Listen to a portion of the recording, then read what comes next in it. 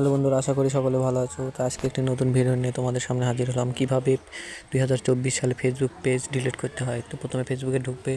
ফেসবুকে ঢোকার পরে এই থ্রি লাইনে ক্লিক করবে। থ্রি লাইনে ক্লিক করার পরে যে পেজটি ডিলিট করবে সেই পেজটির উপর ক্লিক করবে। ক্লিক করার পরে পেজটি ওপেন হওয়ার পর তোমরা ওর মাথার উপর আবার পেজের থ্রি লাইনে ওই জায়গাতে ক্লিক করবে। ক্লিক করার পরে সেটিংয়ের আইকনের উপর ক্লিক করবে।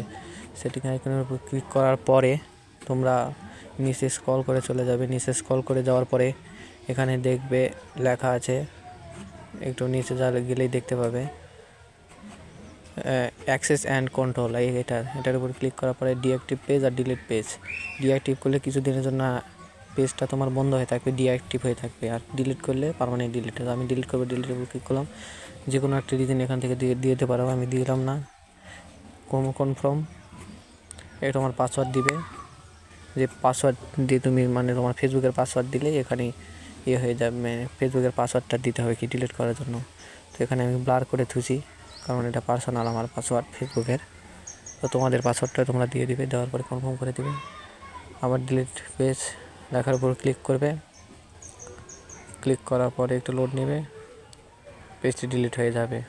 তো ভিডিও ভালো লাগলে চ্যানেলটিকে একটি সাবস্ক্রাইব, আর যদি ফেসবুক পেজ থেকে দেখে থাকো তাহলে ফেসবুক পেজে একটি ফলো করে আমাদের পাশেই থাকো। ধন্যবাদ সবাইকে। এরকম নতুন নতুন ভিডিও পাওয়ার জন্য আমাদের সাথেই থাকো। Good bye.